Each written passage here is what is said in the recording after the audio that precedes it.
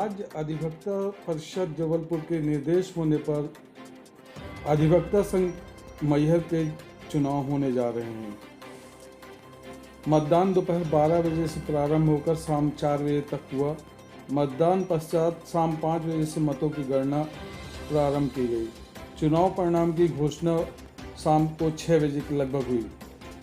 इस बीच मुकाबला अध्यक्ष पद के लिए RN शुक्ला, दिनेश द्विवेदी, शंकर दत्त पांडे, उपाध्यक्ष पद के लिए उपेंद्र भट्ट, ब्रजेंद्र शिवहरे, ऋषि पांडे, कृष्ण कुमार सोनी, सचिव पद के लिए इंद्रभूषण पांडे, पंकज तिवारी, सह सचिव पद के लिए सुनील गोस्वामी, उदित नारायण सोनी, कल्पना सिंह, कोषाध्यक्ष पद के लिए किरण सिंह, अखिल मिश्रा व पुस्तकालय अध्यक्ष पद के लिए मुकेश शुक्ला, मनोज विश्वकर्मा के बीच कड़ा मुकाबला देखा गया। निर्वाचन कराने की पूरी प्रक्रिया की जवाबदारी निर्वाचन अधिकारी advocate VK Pandey, advocate Rajesh Shrivastava व एडवोकेट राजेश कुमार गौतम के हाथों पे रही। चुनाव पूर्णतः निष्पक्षता के साथ हो, इसके लिए निर्वाचन अधिकारी एडवोकेट राजेश गौतम ने बताया कि मतदान दोपहर 12 बजे से प्रारंभ होकर शाम को 4 बजे तक होगा। तत्पश्चात वोटों की गिनती प्रारंभ की जाएगी। अधिवक्ता राज संघ के द्वारा जारी वोटर लिस्ट के अनुसार में 246 मतदाता सूची घोषित की गई थी, जिसमें से वैध मतों की संख्या 4 बजे तक 213 पड़ी हुई थी। उसके आधार पर गणना प्रारंभ की गई। इस गणना के अनुसार सबसे पहले निर्वाचन अधिकारियों ने जिस के लिए चुनाव संपन्न कराए गए थे, उसमें से 246 वोटों में 213 वोट पड़े। पुस्तकालय अध्यक्ष के लिए कुल 9 मत रिजेक्ट पाए गए, जिसमें मनोज विश्वकर्मा 109 मत और मुकेश शुक्ला 95 मत पाए। इस प्रकार मनोज विश्वकर्मा 13 मतों से विजयी घोषित किए गए। वहीं सह सचिव पद के लिए चुनाव में 3 प्रत्याशी मैदान पर रहे, जिनमें कल्पना सिंह ने 74 मत पाया, उदित नारायण सोनी ने 73, 93, सुनील गोस्वामी ने 39 मत पाए। इस प्रकार उदित नारायण सोनी 19 मतों से विजयी घोषित किए गए। वहीं कोषाध्यक्ष के चुनाव में 2 प्रत्याशी मैदान पर रहे। अखिल मिश्रा को 133 मत मिले व किरण सिंह को 72 मत मिले। इस प्रकार अखिल मिश्रा 61 मतों से विजयी घोषित किए गए। उपाध्यक्ष पद के लिए 4 प्रत्याशी मैदान पर रहे। वीरेंद्र कुमार शिवहरे 65 मत मिले, कृष्ण कुमार सोनी को 12, ऋषि कुमार पांडे को 98, उपेंद्र भट्ट को 32। इस प्रकार ऋषि कुमार पांडे 33 मतों से विजयी घोषित हुए।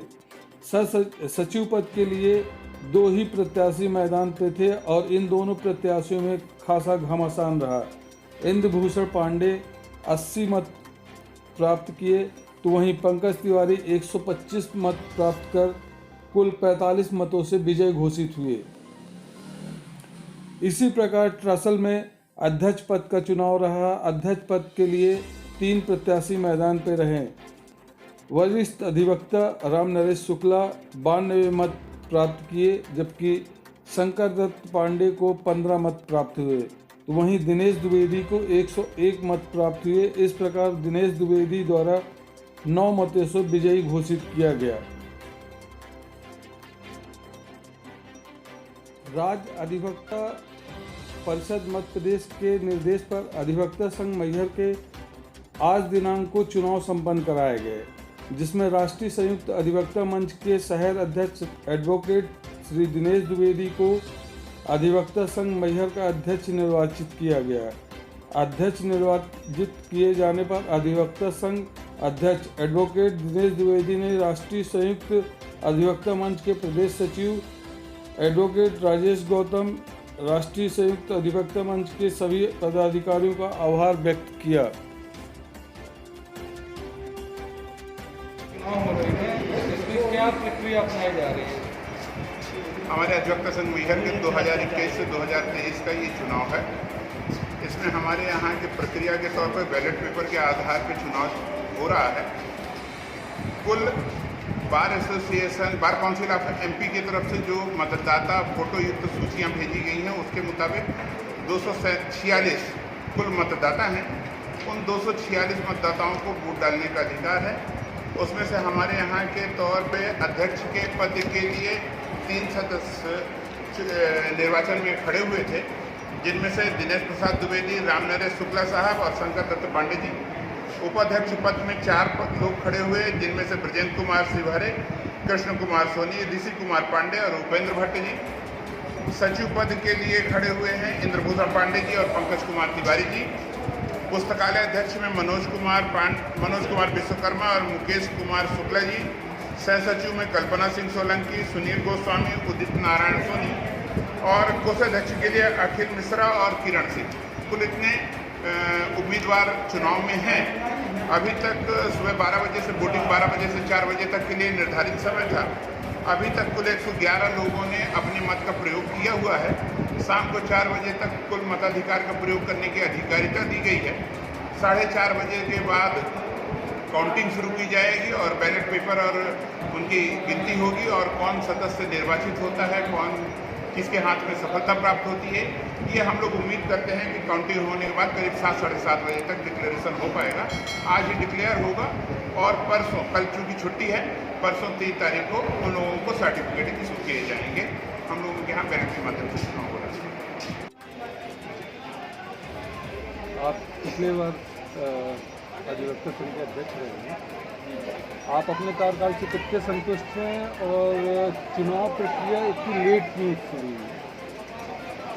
मैं पहली बार अध्यक्ष हूँ और मैंने यही कहकर चुनाव में लोगों से अपने मत मांगा था कि मैं पहली बार और आखिरी बार। लोगों ने मुझसे पूछा कि पहली बार तो समझ में आता है, आखिरी बार ये क्या? मैंने उसमें जवाब दिया था कि मेरे दूसरे भाई भी अच्छी हैसियत रखते हैं, उन्हें भी मौका मिलना चाहिए और इसी परंपरा को शुरू करने के उद्देश्य से और मैंने इस चुनाव को फाइट किया था।